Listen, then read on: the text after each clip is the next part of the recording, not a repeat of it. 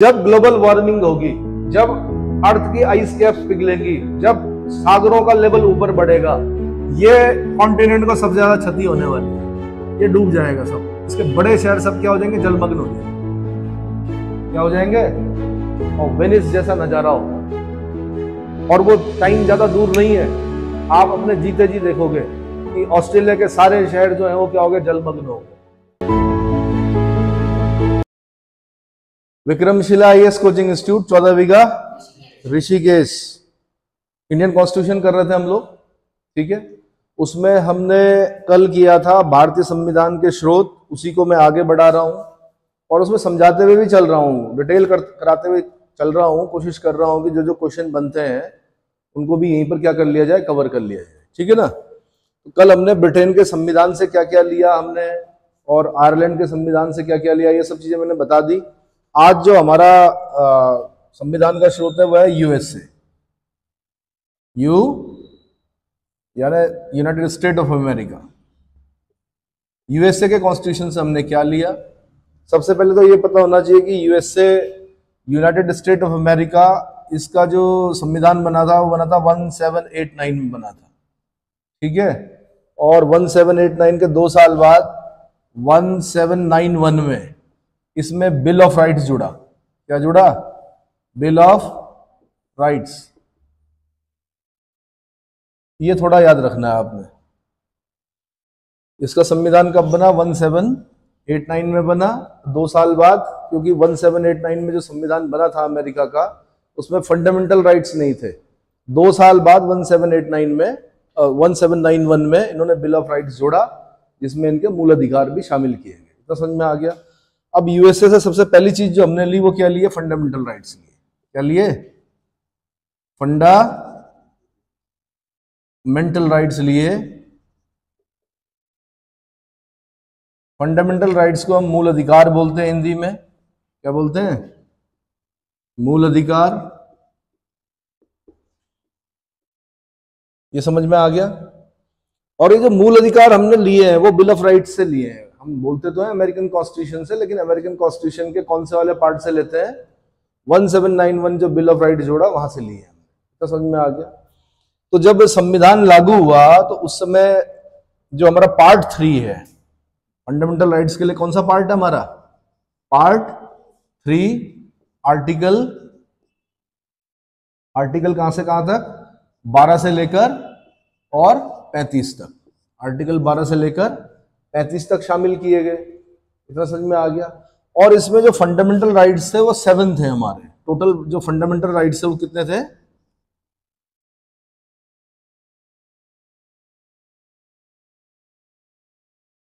Fundamental rights कितने थे? 7 थे। लेकिन क्या हुआ कि एक फंडामेंटल राइट को हटा दिया गया। किस कॉन्स्टिट्यूशनल अमेंडमेंट एक्ट से? 44th कॉन्स्टिट्यूशनल अमेंडमेंट एक्ट, यानी 44वां संविधान संशोधन अधिनियम 1978 के द्वारा संपत्ति के अधिकार को हटा दिया गया। राइट टू प्रॉपर्टी को, राइट टू प्रॉपर्टी को क्या कर दिया गया? यहां से हटा दिया गया और इसको स्थान दिया गया कहां पर? भाग 12 में, पार्ट 12 विथ संपत्ति, संविदा और वाद, यानी फाइनेंस, कॉन्ट्रैक्ट, सूट्स। क्या है पार्ट 12? वित्त, संपत्ति, संविदाएं और वाद वाला जो पार्ट है उसके आर्टिकल 300A में रखकर इसको क्या बना दिया गया? लीगल राइट बना दिया गया। लीगल राइट बना दिया, विधिक अधिकार बना दिया गया। मतलब लीगल राइट मतलब विधिक अधिकार। इतना समझ में आ गया। क्या क्या याद रखना है वो बता रहा हूं मैं। क्वेश्चन कैसे पूछता है? वो बोलता है कि मूल संविधान में कितने थे? आंसर 7 थे। बोलेगा अब कितने हैं? वर्तमान में कितने हैं? वर्तमान में कितने हैं फंडामेंटल राइट्स? तो कितने हैं? 6 हैं। कितने हैं? 6 फंडामेंटल राइट्स हैं। तो वो कौन सा राइट था जिसको हटा दिया गया? तो राइट टू प्रॉपर्टी को हटा दिया गया। पूछेगा किस संविधान संशोधन से हटाया गया, तो 44th कॉन्स्टिट्यूशनल अमेंडमेंट एक्ट ये 1978 से हटा दिया गया। 44th कॉन्स्टिट्यूशनल अमेंडमेंट एक्ट 1978 से हटा दिया गया। फिर पूछेगा कहां रखा गया, तो भाग 12 में रखा गया। भाग 12 की हेडिंग क्या है? Finance, property, contracts and suits, यानी वित्त, संपत्ति, समुदाय और वाद। उसका भी चैप्टर 4 है, उसमें आर्टिकल 300A है। 300A में रखकर उसको लीगल राइट बना दिया गया और उसको बोला गया विधिक अधिकार। अब कैसा अधिकार है? विधिक अधिकार। और ये कहां कहां पर था? राइट टू प्रॉपर्टी अगर पूछेगा ये कहां कहां पर था, कौन से आर्टिकल में था, तो 19(1)(f) में था और ये आर्टिकल 31 में था। आर्टिकल 19(1)(f) और आर्टिकल 31 इन दो जगहों पर था। ये भी याद रखना है कि पहले कहां पर था संपत्ति का अधिकार और अब कहां पर है। इतना समझ में आ गया। और मूल अधिकार कितने हैं? 6 हैं। अगर हम जब फंडामेंटल राइट वाला जब पार्ट पढ़ रहे होंगे, पूरा डिटेल कर रहे होंगे, तो वहां पे आपने 6 फंडामेंटल राइट पढ़ने। कितने? 6 फंडामेंटल राइट पढ़ने हैं। कौन कौन से? देखिए वैसे तो 12 से 35 से शुरू हो जाता है। पार्ट 12 में तो स्टेट की डेफिनेशन दी गई है। 13 में बोला गया कि मूल अधिकारों को कम नहीं किया जा सकता। क्या नहीं किया जा सकता? मूल अधिकारों को कम नहीं किया जा सकता। और अगर कम किया गया राज्य के द्वारा, स्टेट के द्वारा कोई ऐसा कानून बना दिया गया जिसमें फंडामेंटल राइट्स का हनन हो रहा हो, कम हो रहे हो, तो समझ लीजिए वो 0 हो जाएगा वहां पर। और वो उस मात्रा तक शून्य होगा। वो डिटेल में बताऊंगा मैं बाद में कि उस मात्रा तक शून्य होगा जिस मात्रा तक वो मूल अधिकारों का क्या करता होगा? हनन करता होगा। मेन जो फंडामेंटल राइट्स स्टार्ट होते हैं वो 14 to 18 से होते हैं। पहला फंडामेंटल राइट जो है वो क्या है? अरे भाई मुंह में ताला मत लगाओ, बोलो। Right to equality. जब याद कर लिए हैं तो उसको बोलो। जितनी बार बोलोगे कंठ में आएगा। कंठ में आएगा तो क्या होगा? बोल पाओगे। वरना इंटरव्यू में जाओगे, पूछेंगे 6 फंडामेंटल राइट, अंदर ही अंदर रह जाएंगे, बाहर नहीं निकल पाएंगे। इसलिए मुंह से बोलना सीखो। पहला है राइट टू इक्वलिटी। अब खाली इतना याद करने से नहीं होगा ना कि यूएसए के संविधान से हमने जी फंडामेंटल राइट्स लिए। उससे रिलेटेड जो क्वेश्चन अभी डिटेल करना है हमने पूरा, लेकिन यहीं से करते हुए चलो ना। जैसे ट्रेलर होता है किसी मूवी को, कब देखते हैं आप? जब उसका पहले ट्रेलर देख लेते हैं। तो ये ट्रेलर है एक तरह से, ठीक है। तो राइट टू इक्वलिटी कहां से कहां तक है? आर्टिकल 14 to 18 तक है, ठीक है। दूसरा राइट कौन सा है? Right to equality, right to freedom.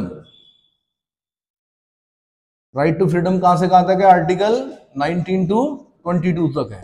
तीसरा राइट जो है वो कौन सा है? Right against exploitation. Right against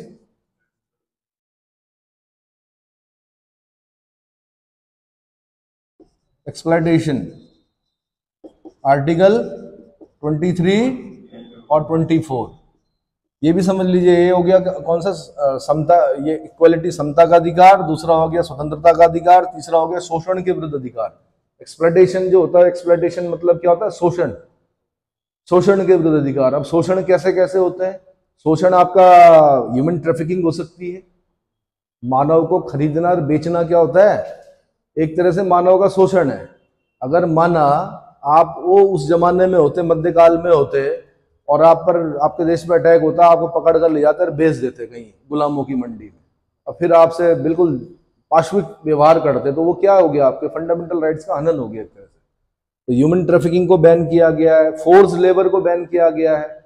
वैदिक काल में विष्टि कहा गया है फोर्स लेबर को। विष्टि मतलब आपसे पूरा काम करवाया और उसके बदले में आपको जो आपका दिहाड़ी, पैसा, वेतन वगैरह कुछ नहीं दिया, आपसे वो काम कराया, इतना ही खिलाया जितना जिंदा रह सको आप। तो वो भी क्या है? Force labour.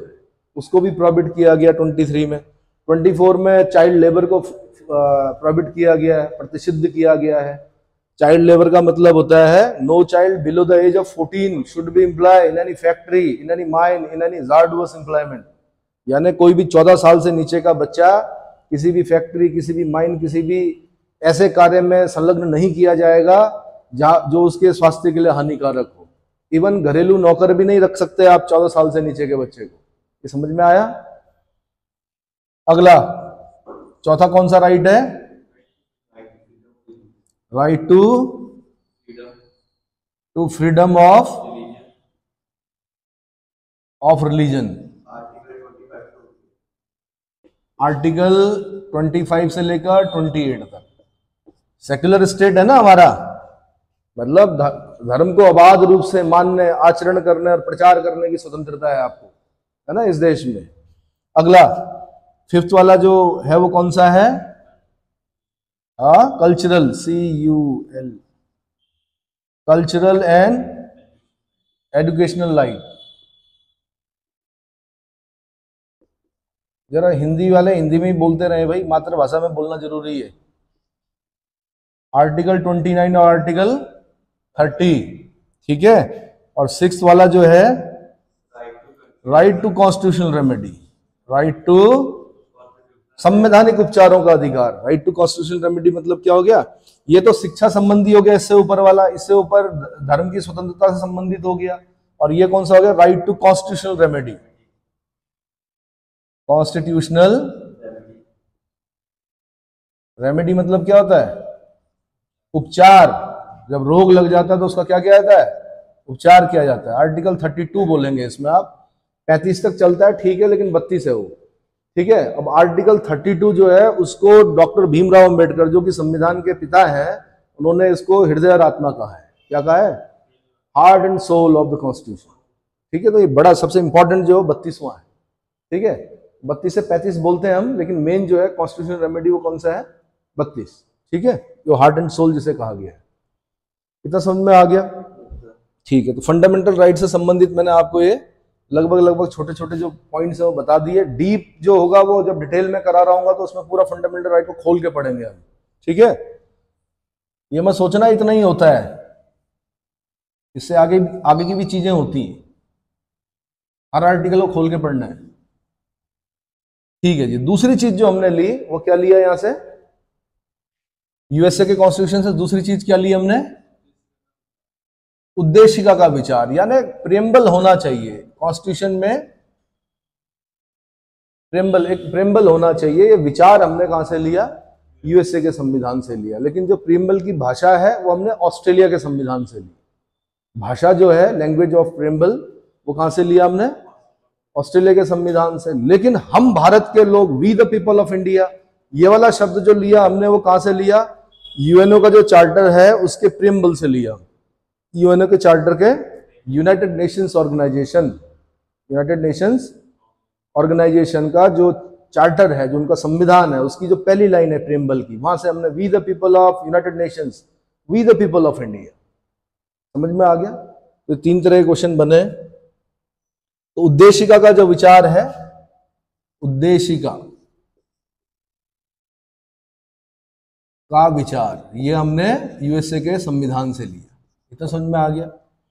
तीसरी चीज जो हमने ली वो क्या ली है?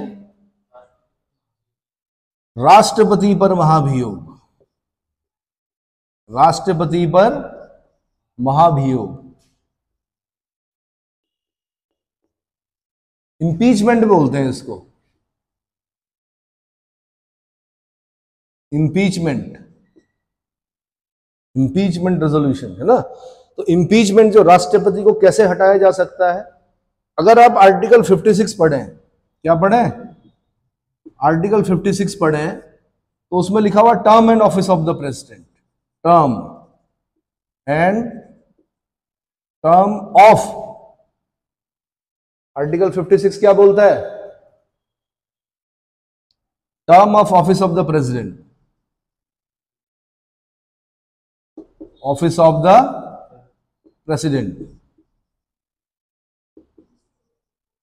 यानी राष्ट्रपति का टर्म यानी कार्यकाल जो होता है, उसमें लिखा हुआ है कि राष्ट्रपति कैसे, या तो मृत्यु हो जाए, मतलब राष्ट्रपति का पद खाली कैसे होता है? या तो उसकी मृत्यु हो जाए, है ना।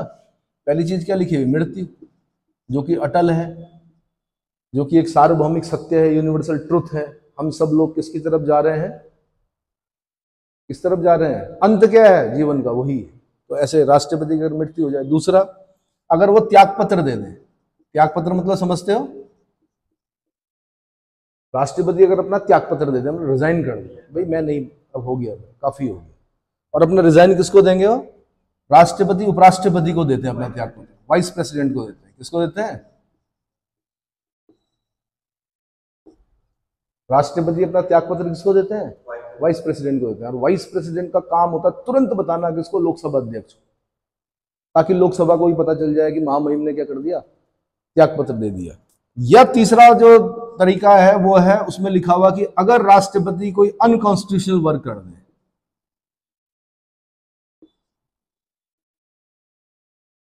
अनकॉन्स्टिट्यूशनल वर्क अगर करते हैं, असंवैधानिक कार्य कर लें अगर राष्ट्रपति, तो उनको उनके पद से हटाया जा सकता है महाभियोग के द्वारा।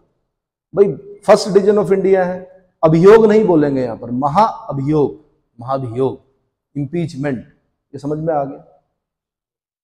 आपने सुना भी होगा कि मोनिका लेविन्स्की केस में जो अमेरिका का राष्ट्रपति था, क्या नाम था, बिल क्लिंटन, उस पर भी लगा था महाभियोग, है ना।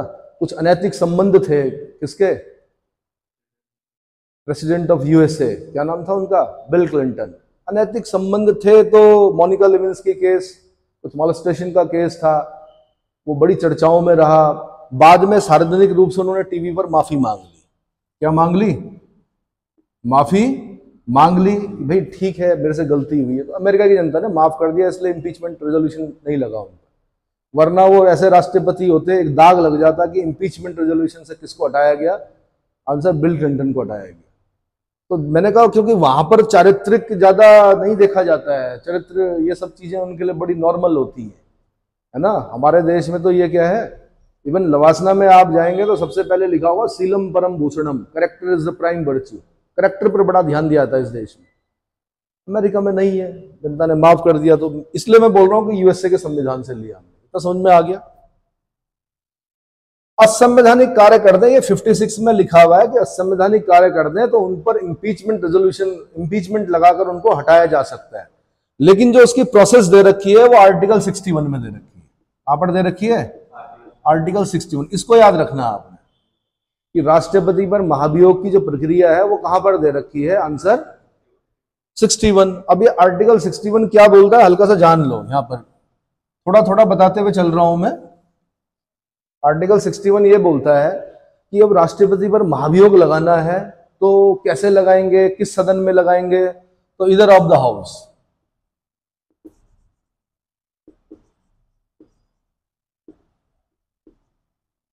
इधर ऑफ द हाउस का मतलब होता है इधर इन लोकसभा और इन राज्यसभा, आइदर इधर जो भी बोलते हैं आप, आइदर इन लोकसभा और इन राज्यसभा। तो लोकसभा में लगेगा, राज्यसभा में लगेगा। माना लोकसभा में लगेगा तो लोकसभा की टोटल जो सदस्य होंगे, टोटल जो मेंबर ऑफ लोकसभा होंगे, उनके 1/4 लोग जो होंगे वो एक संकल्प पत्र तैयार करेंगे। क्या करेंगे? संकल्प पत्र तैयार करेंगे और उस पर साइन होंगे जो, तो 1/4 लोगों के होंगे। 1/4 कितने? लगभग जैसे लोकसभा में कितने लोग बैठते हैं? लगभग 545 के आसपास बैठते हैं। तो 545/4 कर दो, 545 बटे, बल्कि 2 एंग्लो इंडियन को भी हटा दो तो 543/4 कर दो, तो 4 एकम 4 और 4 4 3 12, और फिर कितना? 4 6, लगभग 136 लोगों के क्या होंगे? साइन होंगे उसमें, संकल्प पत्र। क्या होंगे? 14 दिन पहले राष्ट्रपति को सूचित कर देंगे, 14 डेज का टाइम देंगे कि भाई ये हम आपके विरुद्ध संकल्प लेके आए कि आप पर इंपीचमेंट लगाना, महाभियोग लगाना है। 14 दिन का समय दिया जाता है। उसके बाद उसी सदन में, जिस सदन में संकल्प पत्र लाया गया है, क्या लाया गया है? हटाने का संकल्प पत्र लाया, उसी सदन में वो जाएगा। माना मैंने कहा था लोकसभा में, ठीक है, तो लोकसभा में जब गया तो उपस्थित और मतदान करने वाले, वहां पर जितने उपस्थित होंगे और जिन्हें मतदान करने का अधिकार होगा, अगर 2/3 मेजोरिटी से, 2/3 मेजोरिटी से वो उस प्रस्ताव को अगर पास कर देते हैं तो फिर वो दूसरे सदन में जाएगा। दूसरा सदन हमारा राज्यसभा है। कौन सा है? राज्यसभा। राज्यसभा में मौका दिया जाएगा राष्ट्रपति को, या तो वो खुद या अपने वकील के माध्यम से अपनी पैशनेट एडवोकेसी करेंगे, जोरदार वकालत करेंगे कि भाई मैंने कोई असंवैधानिक कार्य नहीं किया। लेकिन फिर भी राज्यसभा अगर ये पाती है कि नहीं इन्होंने असंवैधानिक कार्य किया है, और वो भी अगर 2/3 मेजोरिटी से क्या करती है, इस प्रस्ताव को पास कर देती है, इंपीचमेंट प्रोसेस पूरी हो जाती है। राष्ट्रपति को त्यागपत्र देना ही पड़ेगा। इसको बोलते हैं महाभियोग। समझ में आया? तो क्या फॉर्मूला याद किया? Either of the house, either of the house, यानी किसी भी सदन में, यानी आइदर इन लोकसभा और इन राज्यसभा 1/4 लोग संकल्प पत्र पर साइन करेंगे, है ना, और 14 दिन का समय देंगे। लोकसभा 2/3 मेजोरिटी से उसको पास करेगी, राज्यसभा भी 2/3 मेजोरिटी से, राष्ट्रपति को त्याग पत्र देना पड़ेगा। ये प्रोसेस जो हमने लिए, कहां से लिया है? यूएसए के कॉन्स्टिट्यूशन। कहां से लिया है? यूएसए के कॉन्स्टिट्यूशन से। इतना समझ में आ गया? ठीक है जी, बहुत बढ़िया, जल्दी समझ में आ रहा है। इसका मतलब बुद्धि का विकास अच्छे से हो रहा है। ठीक है, अगली चीज, चौथी चीज जो हमने ली, वो क्या लिया? स्वतंत्र और निष्पक्ष न्यायपालिका। स्वतंत्र और निष्पक्ष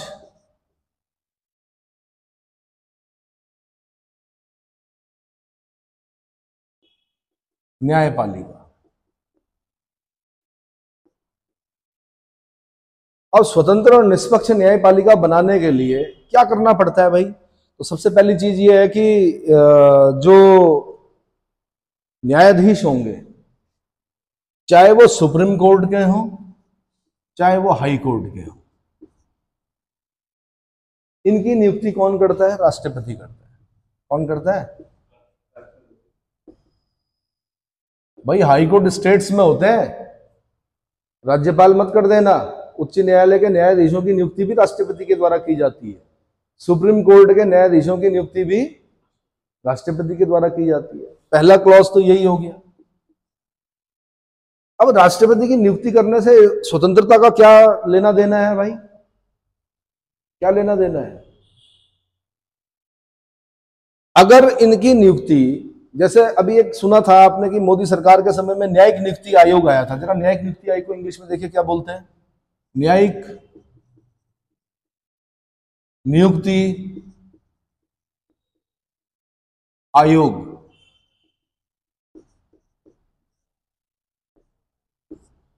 एक न्यायिक नियुक्ति आयोग बनाने पर बात चली और बोला गया कि अब जजेस की नियुक्ति किसके द्वारा की जाएगी? एक कमीशन के द्वारा की जाएगी। और उस कमीशन का नाम हिंदी में क्या था? न्यायिक नियुक्ति आयोग, है ना, और इंग्लिश में इसको बोलते हैं जुडिशियल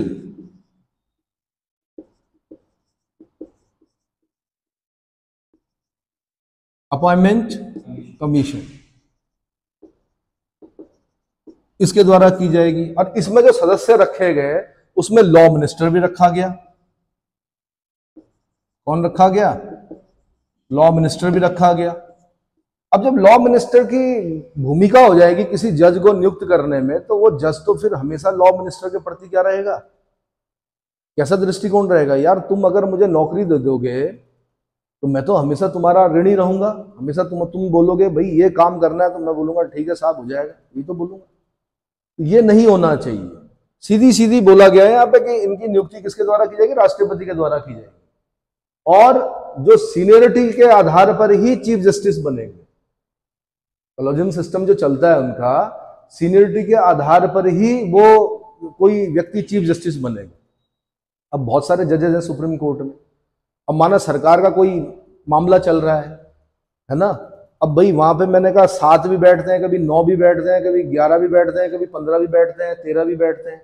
अब मैंने आप लोगों को बोल दिया भाई जरा ये देख लेना, आपको मैं चीफ जस्टिस बना दूंगा, फिर तो हो गया गड़बड़, फिर तो निष्पक्ष कहाँ रहा। तो इसलिए बोला गया है कि सीनियरिटी के आधार पर ही क्या होगा, मतलब कोई दबाव, मतलब किसी की वो नहीं चलेगी, क्या बोलते हैं उसको, सिफारिश नहीं चलेगी, या किसी से हम काम नहीं करवा सकते ऐसे कि आप ये फैसला हमारे पक्ष में दे दो, हम आपको चीफ जस्टिस बना देंगे। ऐसा नहीं हो सकता। सीनियरिटी के आधार पर ही चीफ जस्टिस बनेगा।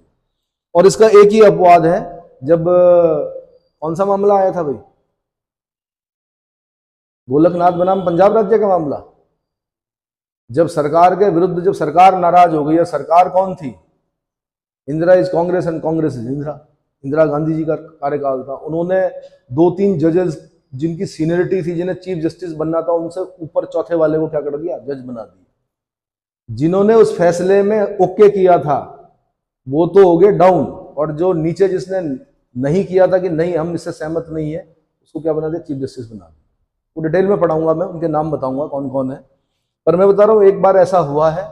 तो फिर जो सुप्रीम कोर्ट है उसने अपने जजेस की नियुक्ति के संबंध में बता रखा कि ऐसे ऐसे कॉलेजियम सिस्टम से नियुक्ति होनी है और इनकी नियुक्ति कौन करेगा? राष्ट्रपति करेगा, और सीनियरिटी के आधार पर ही आप चीफ जस्टिस ऑफ इंडिया बनोगे। जो सबसे सीनियर होंगे वही चीफ जस्टिस ऑफ इंडिया बनेंगे। इससे न्यायपालिका की स्वतंत्रता और निष्पक्षता तय होती है, यानी वो किसी से मतलब ना तो किसी के दबाव में काम करते हैं और ना ही, समझ में आ रहा है? नाम पता है उनका? नहीं पता, चलो बता दूंगा। दूसरे नंबर पे जो इनका वो है, इनका जो वेतन और भत्ते हैं वो भारत की संचित निधि पर भारित होते हैं।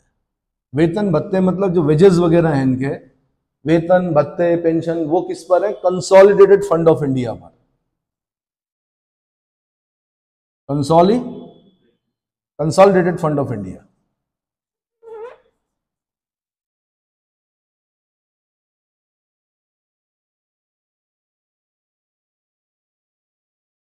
कंसोलिडेटेड फंड ऑफ इंडिया का मतलब है भारत की संचित निधि। भारत की संचित निधि, भारत की संचित निधि पर भारित होते हैं। भारित होते हैं मतलब इनका जो वेतन भत्ते वगैरह जो भी है वो भारत की संचित निधि से दिया जाता है।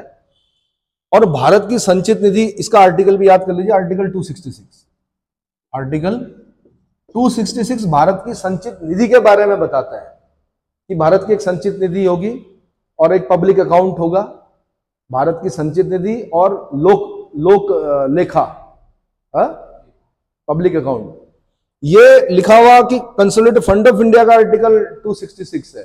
कंटीजेंसी फंड ऑफ इंडिया का जो है वो 267 है। कंटीजेंसी फंड ऑफ इंडिया मतलब आकस्मिक निधि। एक निधि कौन सी होती है? उसका 267 है। अब ये बोल रखा कि इनके वेतन भत्ते पेंशन सब भारत की संचित निधि पर भारित होंगे, और भारत की संचित निधि पर जो भारित व्यय होते हैं उन पर संसद में चर्चा नहीं की जाती। माना अगर संसद में चर्चा की जाती भारत की संचित निधि पर भारित व्यय पर, तो हो सकता था कि सांसद नाराज हो सुप्रीम कोर्ट से। सांसद ये बोले कि भाई इनका वेतन इतना ही रहने दो, कम कर दो। इसका मतलब यह है कि इनकी नियुक्ति के बाद इनके वेतन और भत्तों को कम नहीं किया जा सकता। यार आप जज हो माना सुप्रीम कोर्ट के, अजी आपको मैं चीफ जस्टिस बना रहा हूं और मैं सरकार हूं, मेरे विरुद्ध आपने क्या कर दिया? फैसला दे दिया। मैं नाराज हो गया, मैंने क्या किया? आपका संचित निधि पर तो अब चर्चा होती नहीं, मैंने कहा इनका वेतन कम कर दे। बहुत ज्यादा क्या हो गया? पैसा ज्यादा हो गया इनका, इनको परेशान किया जाए, तो नहीं कर सकते। स्वतंत्र और निष्पक्ष न्यायपालिका बनाने के लिए दूसरा कदम यह है। इतना समझ में आया? तो भारत की संचित निधि पर भारित, क्लियर हो गया? दूसरा, इनको हटा भी नहीं सकते ऐसे, इनको हटाना बहुत कठिन है। चीफ मतलब जो सुप्रीम कोर्ट हाई कोर्ट के न्यायाधीश होते हैं, इनको हटाना क्या है? बड़ी कठिन प्रक्रिया है। अब वो कठिन प्रक्रिया कैसे बनाई गई है? तीसरे नंबर बता रहा हूं कठिन कैसे बनाई गई है। इनको सिर्फ 2 ही आधारों पर हटा सकते हैं। कौन कौन से आधार हैं? Proved misbehaviour,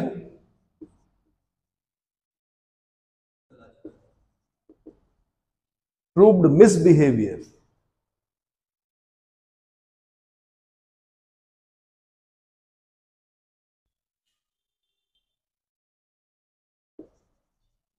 and incapacity.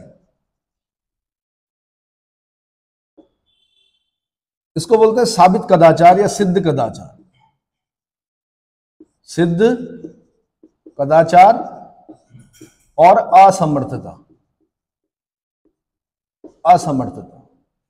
असमर्थता का मतलब होता है कि पैरालाइज्ड हो गए, कोई भयानक कोई गंभीर रोग हो गया, असाध्य रोग, कैंसर जैसा कोई रोग हो गया जिसकी वजह से उनकी कार्य दक्षता की ओर ही प्रभावित हो रही है, तो उनको इनकैपेसिटी के आधार पर, या मेंटल हेल्थ जो है वो खराब हो चुकी है ना, तो उनको हटाया जा सकता है इस आधार पर। या फिर साबित कदाचार, अगर उनका आचरण गलत पाया गया, क्या पाया गया? आचरण गलत पाया गया, तो और वो सिद्ध हो जाए। अब उसको सिद्ध करने के लिए क्या करना पड़ता है? वो भी किसी भी सदन में, मतलब उनका आचरण गलत है, वो कहां पर कैसे करेंगे? तो संसद में होगा उनका आचरण सिद्ध।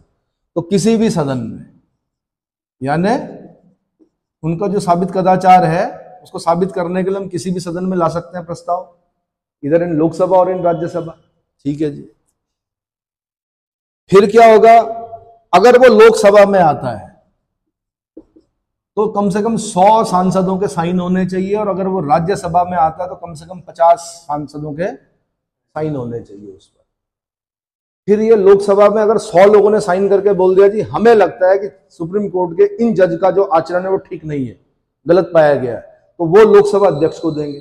अब लोकसभा अध्यक्ष की मर्जी है वो उसको स्वीकार करे या ना करे। अब माना स्वीकार कर लिया तो फिर लोकसभा में क्या होगा, लोकसभा में क्या होगा, बहुमत होगा। लोकसभा में 2/3 मेजोरिटी से क्या हो गया, वो पास हो गया। राज्यसभा में गया, राज्यसभा में फिर मौका दिया जाएगा उनको अपनी एडवोकेसी करने का, वहां पर भी क्या हो गया, 2/3 मेजोरिटी से क्या हो गया, पास हो गया। तो फिर ये है इसको राष्ट्रपति को दिया जाएगा। किसको दिया जाएगा? अच्छा, उससे पहले क्या होगा, लोकसभा अध्यक्ष को जब दिया जाएगा तो लोकसभा अध्यक्ष भी क्या करेगा कि एक कमेटी बनाएगा। पहले क्या बनाएगा, एक कमेटी बनाएगा। फिर वो कमेटी में कौन लोग होंगे, 3 लोग होंगे। एक होगा, एक सुप्रीम कोर्ट के जज होंगे, एक सुप्रीम कोर्ट के क्या होंगे, जज होंगे। दूसरे जो होंगे वो कौन होंगे, हाई कोर्ट के किसी हाई कोर्ट के चीफ जस्टिस होंगे। क्या होंगे, हाई कोर्ट के चीफ जस्टिस होंगे। और फिर तीसरे नंबर पे जो होंगे वो कौन होंगे, एक प्रमुख न्यायविद होंगे, मतलब जो विधिवेता होंगे, विधि को जानने वाले व्यक्ति होंगे। तीसरे व्यक्ति कौन होंगे, विधिवेता होंगे। इतना समझ में आ गया? अब इन्होंने भी अपनी रिपोर्ट में पाया कि ये इनका आचरण गलत है, क्या है, और संसद ने भी क्या कर दिया, उसको पास कर दिया। अब क्या होगा, उसी सत्र में राष्ट्रपति के साइन होने चाहिए। सबसे बड़ी चीज यहां पर दिक्कत क्या है कि उसी सत्र में क्या होना चाहिए, राष्ट्रपति के साइन होने चाहिए। ये समझ में आया? 3 सत्र चलते हैं संसद के, तो जिस सत्र में ये सब चीजें पास हो रही है उसी सत्र में राष्ट्रपति के भी साइन होने चाहिए।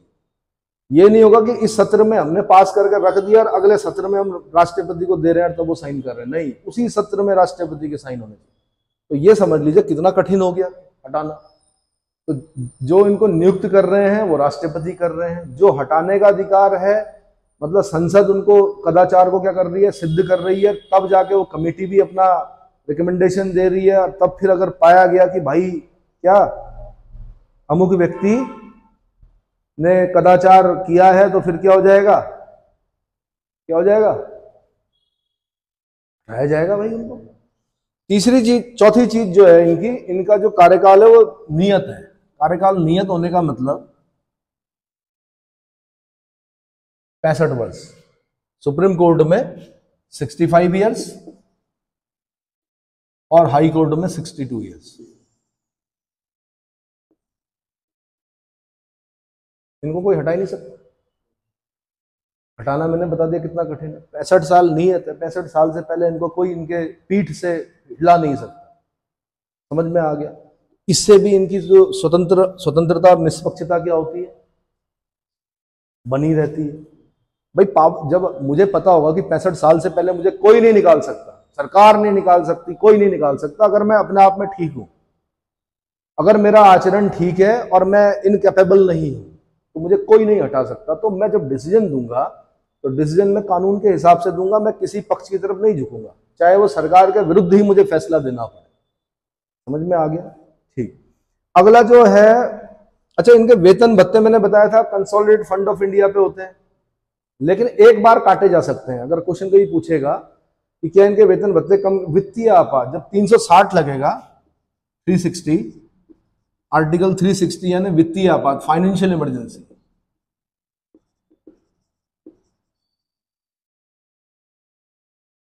वैसे तो इनके वेतन और भत्तों में कटौती नहीं की जा सकती इनके नियुक्ति के बाद, लेकिन जब फाइनेंशियल इमरजेंसी लगेगी तो राष्ट्रपति के आदेश से सारे सरकारी कर्मचारियों को, इवन सुप्रीम कोर्ट और हाई कोर्ट के जजेस की ये भी वेतन में कटौती की जा सकती है। ये समझ में आया कि नहीं आया? वेतन भत्तों में कटौती की जा सकती है। इतना समझ में आ गया। फिर साथ में इन्हें बोल रखा कि भाई दो आर्टिकल याद रखने हैं आपने, एक 121 और एक 211। 121 और 211।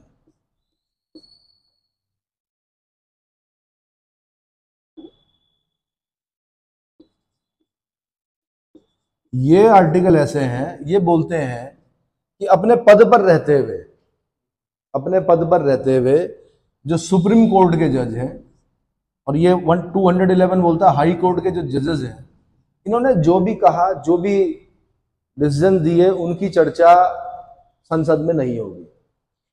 121 बोलता है कि पार्लियामेंट में नहीं होगी,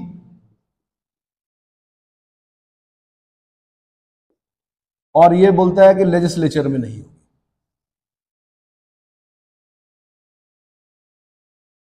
विधानमंडल में नहीं होगी। अगर हाई कोर्ट के जज अपने कार्यकाल के दौरान जो भी फैसला, जो भी उनकी क्या चल रही है, प्रोसेस चल रही है, उसकी चर्चा क्या नहीं होगी, क्या नहीं होगी भाई, प्रतिबंधित करता है।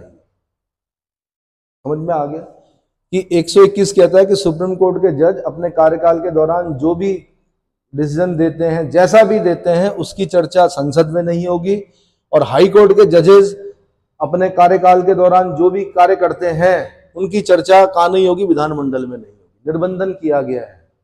क्या किया गया है? निर्बंधन किया गया। तो ये दो आर्टिकल जरूर याद रखना है आपने, 121 और 211। अगला बोला गया कि जब ये रिटायर्ड हो जाएंगे, रिटायर्ड होने के बाद ये किसी अदालत में, किसी कोर्ट में वकालत नहीं कर सकते। क्या नहीं कर सकते? वकालत नहीं कर सकते। एक थोड़ी सी चीज जो है वो थोड़ा सा एक जगह पर हम देखते हैं कि ह्यूमन राइट कमीशन, क्या ह्यूमन राइट कमीशन और इसी तरह की कुछ जो संविधान, मतलब जो संस्थाएं हैं, इनके जो हेड होते हैं वो रिटायर्ड जजेस होते हैं हाई कोर्ट या सुप्रीम कोर्ट। यहां पर थोड़ा सा ये गड़बड़ हो सकता है कि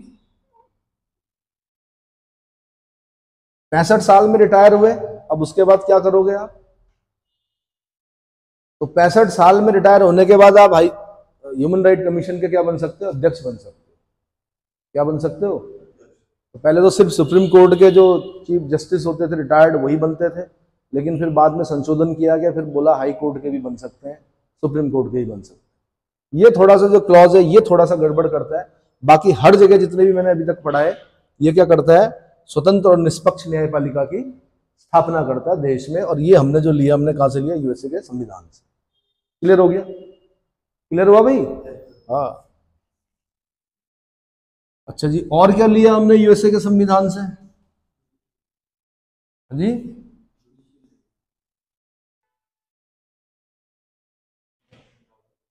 न्यायिक पुनरावलोकन। ये कौन सा नंबर पे? 5वें। न्यायिक पुनरावलोकन।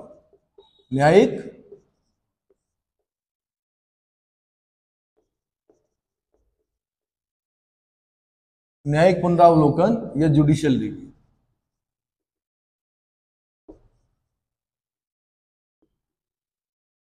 जुडिशियल रिव्यू का मतलब होता है कि कोर्ट ने जो अपना डिसीजन दिया है उसको वो फिर दोबारा उसका अवलोकन करके उसको चेंज कर सकता है। केशवानंद भारती बनाम केरल राज्य, गोलकनाथ बनाम पंजाब राज्य, वो जो मामला था भाई सुनिए, वो केशवानंद भारती बनाम केरल राज्य का। कौन सा? गोलकनाथ बनाम पंजाब राज्य। अभी आगे पढ़ना है हमने, उसमें कोर्ट ने कुछ कहा, माननीय उच्चतम न्यायालय ने केशवानंद भारती बनाम केरल राज्य में उसको पलट दिया। तभी मैंने कहा था कि वो जो 3 जजेस थे, उनकी सीनियरिटी को लांग कर चौथे जज को क्या किया गया था? चीफ जस्टिस ऑफ इंडिया बनाया गया। तब फिर सुप्रीम कोर्ट ने यह बोला था कि भाई अब जो सीनियरिटी के आधार पर ही चीफ जस्टिस बनेंगे, क्योंकि पहले से प्रथा चल रही थी। उस प्रथा को इंदिरा गांधी जी के समय में तोड़ा गया था, और बड़े बेहतरीन तरीके से तोड़ा गया था। ऐसा नहीं कि अपनी मनमर्जी चला दी। उसका कारण भी बताया उन्होंने कहा जो लॉ कमीशन है, विधि आयोग है, उसमें यह बोला गया है कि चीफ जस्टिस ऑफ इंडिया वो बनेंगे जो सक्षम होंगे, अधिक सक्षम होंगे। मतलब प्रधानमंत्री भी ऐसा नहीं कर सकते थे कि सरकार के विरुद्ध आपने फैसला दे दिया केशवानंद भारती बनाम केरल राज्य में, तो आपकी सीनियरिटी को प्रभावित करते हुए मैं चौथे व्यक्ति को क्या कर दूं? उसको भी आधार बनाया गया। आधार क्या रखा गया? लॉ कमीशन की एक रिपोर्ट को आधार बनाकर किया गया था ऐसा, केशवानंद भारती बनाम केरल राज्य के मामले। तो मैंने कहा जुडिशियल रिव्यू कर सकते हैं, ठीक है, कोर्ट को जुडिशियल रिव्यू करने का अधिकार है। आर्टिकल कौन सा है भैया? 137, आर्टिकल 137, ठीक है। और बस अंतर इतना है कि पहले अगर 5 बैठे हैं तो अगली बार 7 बैठेंगे, 7 बैठे हैं तो 9 बैठेंगे, 9 बैठे हैं तो अगला उसको पलटने के लिए 2 न्यायाधीश क्या होंगे? ज्यादा होंगे, 11 होंगे। इतना समझ में आ गया? ठीक। दूसरी चीज ये भी बोली गई है कि माना संविधान ने, माना संसद ने कोई ऐसा एक्ट पास कर दिया जो कि बेसिक स्ट्रक्चर को क्या करता हो, संविधान के मूल ढांचे को या संविधान के बेसिक स्ट्रक्चर को नष्ट करता हो, वहां पर सुप्रीम कोर्ट जुडिशियल रिव्यू लगाकर क्या करेगा? उसको असंवैधानिक कर देगा। जैसे न्यायिक नियुक्ति आयोग बताया मैंने थोड़ी देर पहले, भाई लॉ मिनिस्टर का क्या काम है जजेस की नियुक्ति में, तो उसको असंवैधानिक कर दिया सुप्रीम कोर्ट ने। क्या कर दिया? असंवैधानिक कर दिया। ये जैसे प्रमोशन रिजर्वेशन बिल है, वो अगर पास हो भी गया उसको असंवैधानिक कर दिया। उन्होंने कहा भाई ठीक है, रिजर्वेशन नौकरी में मिल गया, प्रमोशन में नहीं मिलेगा। अगर आप प्रमोशन में रिजर्वेशन दोगे तो इससे कार्य दक्षता प्रभावित होगी। जो लोग जिनको प्रमोशन नहीं मिल रहा वो काम ही नहीं करेंगे। फिर भाई आप और मैं एक साथ लगे, आप रिजर्व कैटेगरी में हो, मैं जनरल में हूं, हम दोनों एक साथ लगे, मुझको पता है कि कल को आपने मेरा बॉस बनना ही बनना है, क्योंकि रिजर्वेशन से आपका प्रमोशन जल्दी होना है, मेरा देर में होना है। मैं क्यों काम करूं फिर ज्यादा?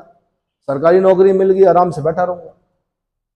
प्रमोशन के लिए, जब प्रमोशन एक ऐसी चीज है जिसके लिए आदमी बहुत अच्छे से काम करता है, मेहनत करता है, तो कायदे से प्रमोशन तभी मिलना चाहिए जब कोई अच्छा क्या करे, रिजल्ट है। समझ में आ गया? ठीक है। जॉब तक चलो वो रीति बनी हुई है कि जॉब में रिजर्वेशन मिलेगा, लेकिन प्रमोशन में नहीं मिलना चाहिए। अगला जुडिशियल रिव्यू में एक चीज और बता दो कि अनुसूची 9 पढ़ी थी हमने, 9वीं अनुसूची, 9 शेड्यूल पढ़ा था। उसमें मैंने बताया था कि 9 शेड्यूल में कहा गया है कि अगर संसद कोई एक्ट बनाती है और उसको 9वीं अनुसूची में रख देती है तो वो नॉन जस्टिसेबल हो जाता है, मतलब न्यायालय में वाद योग्य नहीं रहता। लेकिन कल को आपने प्रमोशन रिजर्वेशन बिल को पास कर दिया संसद से, क्या कर दिया? प्रमोशन रिजर्वेशन बिल को संसद से पास कर दिया, 9वीं अनुसूची में रख दिया, तो क्या सुप्रीम कोर्ट 9वीं अनुसूची के अंदर जाकर जुडिशियल रिव्यू कर सकता है? तो हाँ जी, अब कर सकता है। सुप्रीम कोर्ट ने बोल दिया, माननीय उच्चतम न्यायालय ने, कि हम, अगर आपने कोई ऐसा कानून बना दिया, ऐसा एक्ट बना दिया जो कि संविधान के बेसिक स्ट्रक्चर को नष्ट करता हो और आपने उसको 9वीं अनुसूची में भी रख दिया हो, आपने उसको बिल्कुल क्या कर दिया हो, मतलब हमारी पहुंच से बाहर कर दिया हो, तो भी हम अंदर पहुंचकर उसको रिव्यू करेंगे और अगर वो असंवैधानिक होगा तो उसको असंवैधानिक घोषित करेंगे। समझ में आ रहा है भाई? ज्यादा ऊंची बात तो नहीं हो गई, इतना तो समझ में आ रहा होगा। आसान भाषा में समझा रहा हूं मैं, ये समझ में आ गया? ठीक है। इसके बाद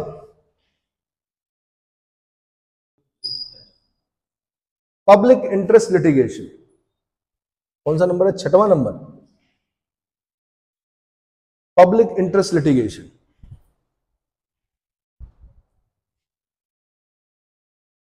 जनहित याचिका बोलते हैं इसको। क्या बोलते हैं? जनहित याचिका। 6ठे नंबर पर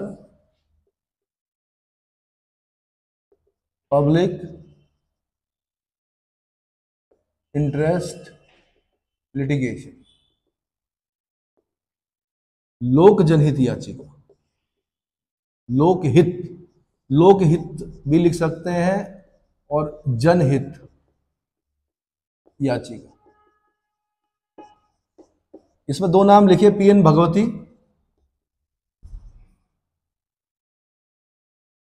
और जस्टिस पीएन भगवती और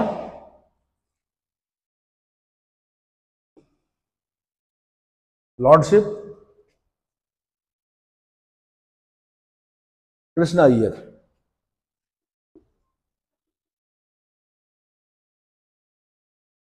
अय्यर, कृष्णा अय्यर। अय्यर की spelling I E R, Iyer.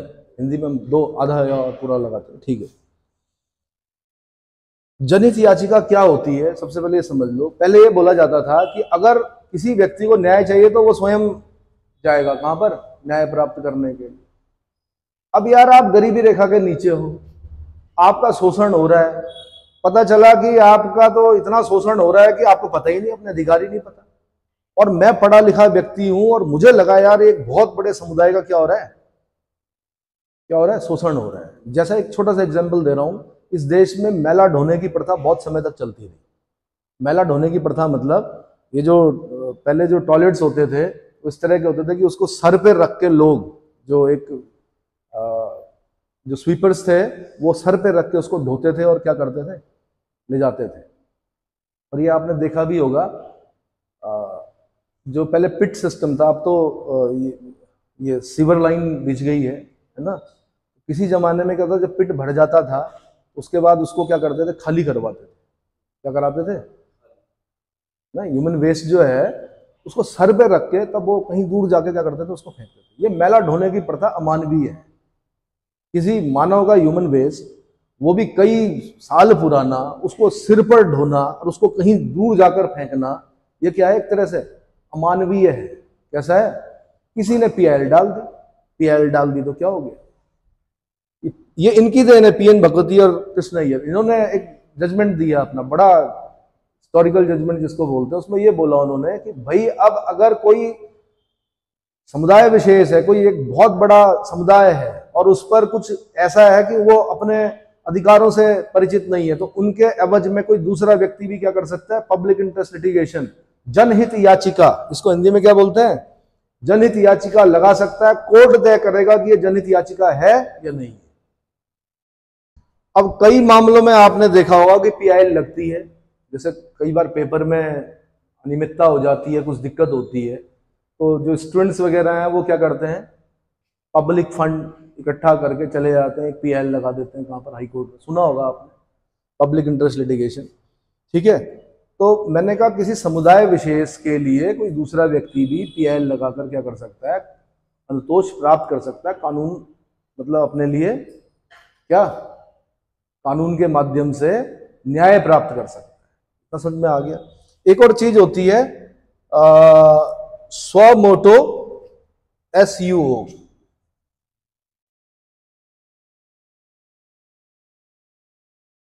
स्वमोटो cognizance.